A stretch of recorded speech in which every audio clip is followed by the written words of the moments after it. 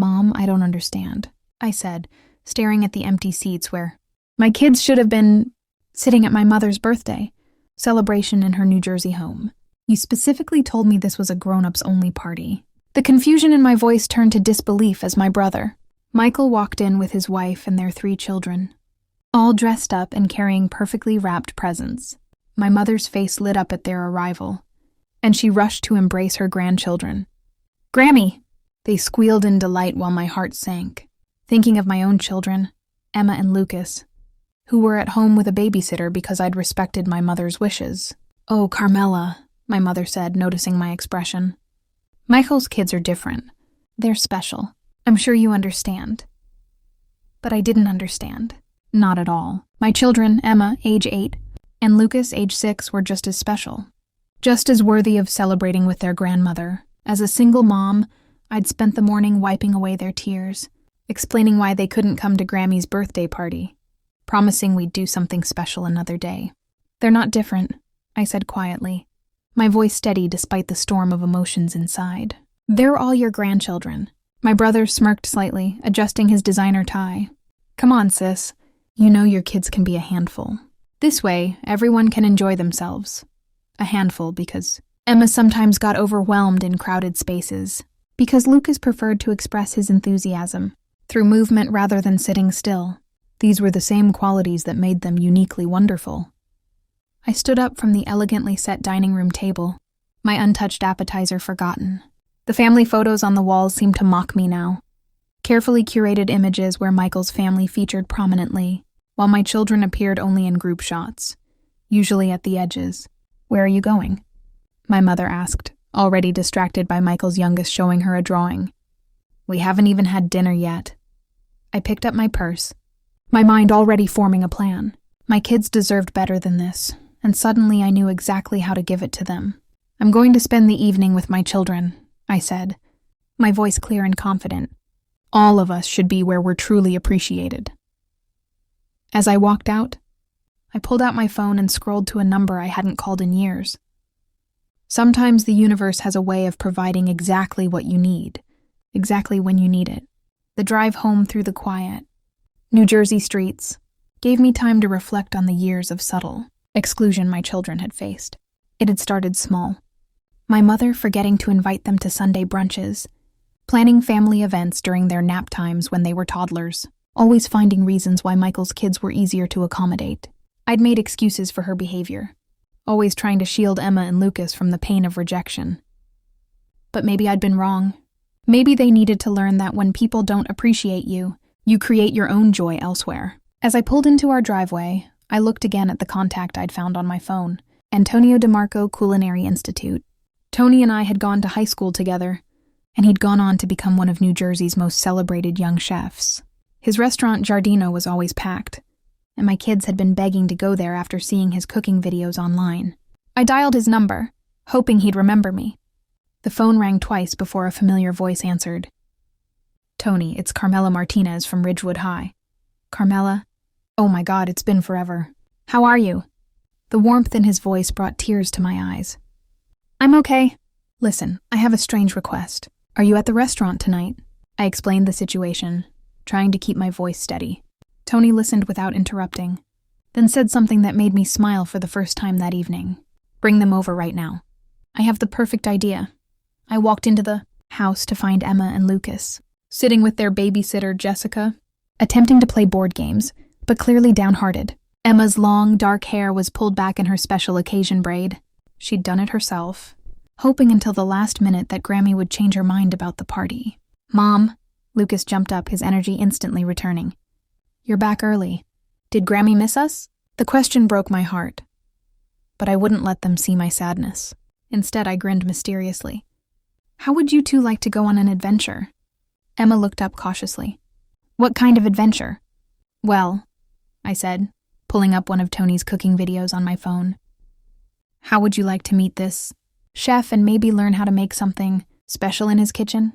Their eyes widened with excitement. "Really?" they gasped in unison. "Really?" Sometimes the best celebrations are the ones we create for ourselves. The lights of downtown Montclair twinkled as we pulled up to Giardino. The restaurant's warm glow spilled, onto the sidewalk, and through the windows we could see the busy dining room filled with happy patrons. Emma clutched her notebook, the one where she wrote down recipes from cooking shows, while Lucas bounced excitedly beside her. "Are we really going to cook in a real restaurant?" Emma asked, her earlier disappointment forgotten in the face of this new adventure. "That's the plan, sweetheart." I smoothed her carefully braided hair. "And you know what? You're already dressed perfectly for a special evening." Tony was waiting at the door, his chef's whites crisp and clean despite the dinner rush. His face broke into a huge smile when he saw us. "The Martinez family, come in, come in."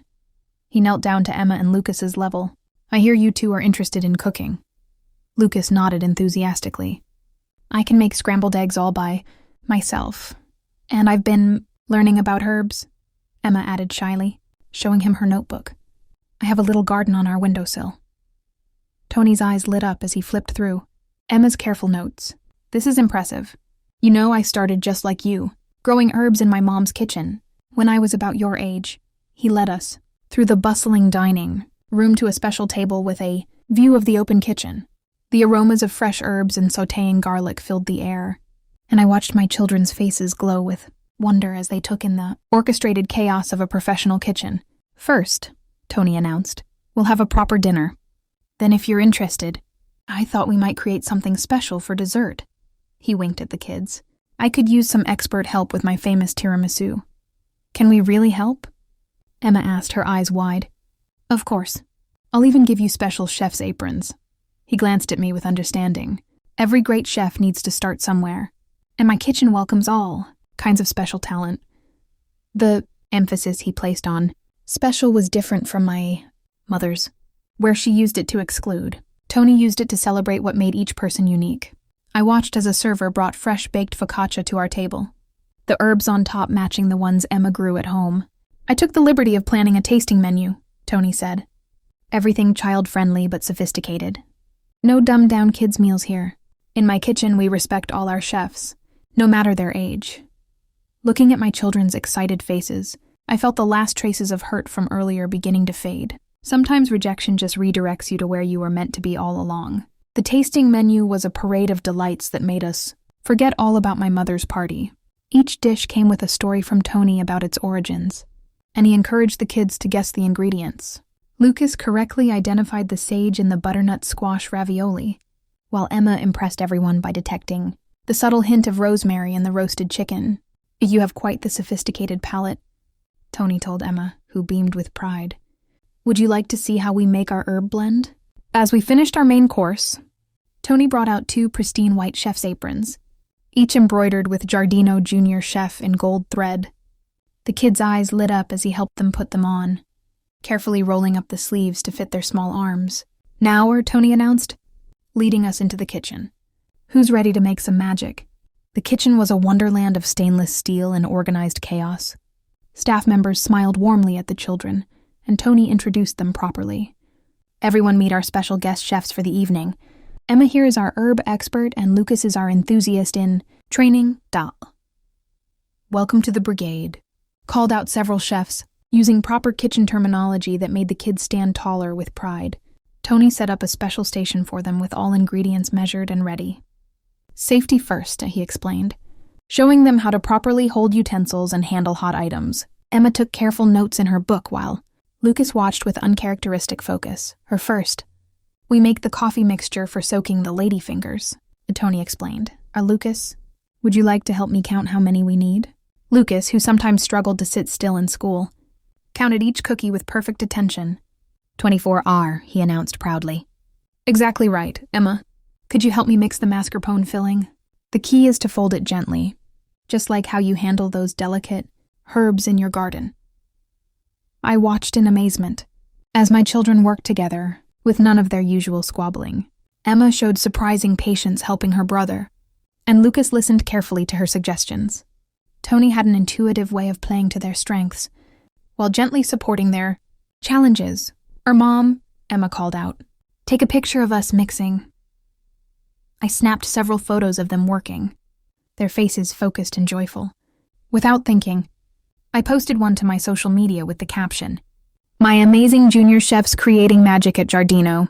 Thank you, Chef Tony, for making this night unforgettable. Almost immediately, likes and comments started pouring in. My phone buzzed with a text from my cousin Sophia, who was at my mother's party. OMG, is that Chef DeMarco? The kids look so happy. Things are pretty tense here. You definitely chose the better celebration. Yeah, we're Mom. Look, Lucas called out, carefully piping a mascarpone cream rosette, just as Tony had demonstrated. I did it. Perfect technique, Tony praised. You know, I teach weekend cooking classes for kids, and we could really use that piping skill. I watched my children flourish under his kindness and acceptance, realizing that sometimes the family you need isn't always the family you're born into. As we assembled our tiramisu, the restaurant's social media manager, Maria, asked if she could take some photos for their Instagram. Emma and Lucas posed proudly with their creations, their Giardino Junior chef aprons dusted with cocoa powder, their smiles radiant with accomplishment. Would it be okay if we shared these? Maria asked, showing me the photos. We're starting a new weekend cooking program for kids, and these capture exactly what we're trying to create. Joy in the kitchen. I glanced at Tony, who was showing Lucas how to make the perfect chocolate garnish. The program's something I've been wanting to do for a while, he explained. Teaching kids who truly love food, regardless of their learning style or energy level. Everyone belongs in the kitchen. The warmth in his voice made me think of all the times my mother had excluded my children because they didn't fit her idea of proper behavior. Here, Lucas's enthusiasm was channeled into creative energy, and Emma's quiet attention to detail was celebrated rather than labeled as being too serious. Of course, you can share the photos, I said to Maria, and tell me more about this cooking program. While the tiramisu chilled, Tony gave the kids a tour of the herb garden on the restaurant's rooftop terrace. The New Jersey skyline twinkled behind them as Emma excitedly identified different plants while Lucas carefully smelled each herb, declaring which dishes they would enhance. My phone kept buzzing with notifications. The photos were spreading through our community's social networks, drawing attention not just to Giardino's upcoming program, but to the bigger question of inclusion. Comments poured in from other parents of children who didn't quite fit the traditional mold. This is amazing. My son would love this. He can't sit still in regular classes, but comes alive in the kitchen. Finally, a program that celebrates different learning styles. Is there a waiting list? Even some of my mother's friends were commenting their subtle messages clear. Wonderful to see children being appreciated for their unique gifts. Some people could learn from this. Tony joined me as I read through the responses. You know, he said thoughtfully, I struggled in traditional settings as a kid. Cooking saved me. It gave me a place where my creativity and energy were assets, not problems. That's what I want to create here. He watched as Emma patiently explained to Lucas the difference between oregano and thyme. Your children are fantastic. Emma has such a sophisticated understanding of flavors, and Lucas's enthusiasm is exactly what a kitchen needs. Would they be interested in being part of our first regular weekend class? Not just as students. Emma could help mentor younger kids about herbs, and Lucas has a natural talent for demonstrating techniques. Before I could respond, my phone lit up with a call from Michael. I declined it, watching instead as my children flourished in this space that celebrated exactly who they were. Let him and my mother wonder why their perfect party was being overshadowed by photos of my handful kids, creating culinary magic. Sometimes the best revenge isn't about getting even. It's about finding your own path to shine. When we returned to the kitchen, our tiramisu had set perfectly. Tony showed the kids how to do the final decoration, teaching Emma the perfect dusting technique for the cocoa powder, while Lucas created chocolate curls for garnish. The entire kitchen staff gathered to admire their work. These look professional, Tony declared, taking more photos. Would you mind if we added these to our dessert menu? We could call them Emma and Lucas's Junior Chef Tiramisu, with a portion of the proceeds going to fund scholarships for our weekend cooking program. The kids' eyes widened with disbelief. Our names on the real menu? Emma whispered. Absolutely, Tony smiled. Every great chef deserves credit for their creations. My phone buzzed again. More messages from family members at my mother's party. My Aunt Diana had written, just saw the photos. The kids look so happy and confident. Your mother is upset that everyone keeps talking about their cooking adventure instead of her party. Maybe this will teach her something about inclusion. Another message popped up from my cousin. James, Michael's kids are throwing tantrums because they want to be cooking at the fancy restaurant too. Karma is real. Haha. I put my phone away, choosing instead to focus on the moment. The kitchen staff had arranged a special tasting of the kids' tiramisu, complete with a mini judges panel that offered professional feedback. Lucas beamed as they praised his chocolate work, while Emma glowed when they commented on her perfect layering technique. You know, Tony said quietly as we watched them, I'm starting a charity foundation to make our cooking programs accessible to all kids. Would you and the children like to be on the advisory board? We need people who understand the importance of creating inclusive spaces. Before I could respond, Maria rushed over with her tablet. The photos have gone viral in the local foodie community. Several restaurants are asking about starting similar inclusive programs. And look at the comments. Finally, someone recognizing that all children have gifts.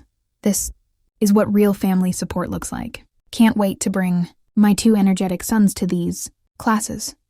The best comment came from Mrs. Peterson, my mother's oldest friend. These children are absolutely precious and talented. Some grandmothers don't know what they're missing. Tony gathered everyone for a final photo. Emma and Lucas in their junior chef aprons, proudly holding their creations, surrounded by the supportive kitchen staff. It was everything a family photo should be. Genuine smiles, natural poses, and pure joy. Mom, Emma said as Tony showed her how to properly wrap their tiramisu to take home. Can we do this every year instead of Grammy's party? Even better, Tony interjected with a wink. How about every weekend? Our junior chef program runs Sunday mornings. Perfect for a mother-child cooking tradition. Looking at my children's happy faces, I realized we'd found something far more valuable than inclusion in my mother's carefully curated family gatherings. We'd found our own tradition, our own community, and our own way to shine. The next morning, our kitchen filled with the aroma of fresh coffee as Emma and Lucas proudly shared their tiramisu with Jessica, our regular babysitter. The joy of the previous evening still lingered, made even sweeter by the stream of supportive messages continuing to flood my social media. Mrs. Martinez, Jessica said, savoring a bite. This is amazing. I saw the photos last night. Everyone at my college is talking about Hardino's new kids program. They're saying it's going to change how restaurants think about children's cooking. Classes. My mother had left 3 voicemails and 5 text messages, all unopened. Instead, I focused on helping Emma plan her first herb workshop for the weekend. Program while Lucas practiced his piping. Techniques with whipped cream on morning waffles. Mom, Emma said thoughtfully, arranging her herb guide handouts. I was sad about missing Graham's party, but I think we found something better. This feels like we're making our own special thing. Lucas nodded vigorously, a dot of whipped cream on his nose. Yeah, and Chef Tony says I can help teach the little kids how to count ingredients. He says my energy makes math more fun. The doorbell rang. It was Tony dropping off their official junior chef jackets for the weekend program. The first class is already full, he announced. Turns out there are a lot of families looking for a place where their kids can just be themselves, as I watched my children try on their jackets, posing for yet another photo that would undoubtedly make its way through our community. I realized that sometimes life's sweetest moments come from creating your own celebrations rather than fighting for a place at someone else's table. 1 month later, Giardino's first official junior chef weekend program launched with Emma and Lucas helping to welcome 15 excited children. The local newspaper covered the event featuring a photo of my children teaching others, Emma demonstrating her herb expertise while Lucas showed younger kids how to make chocolate decorations.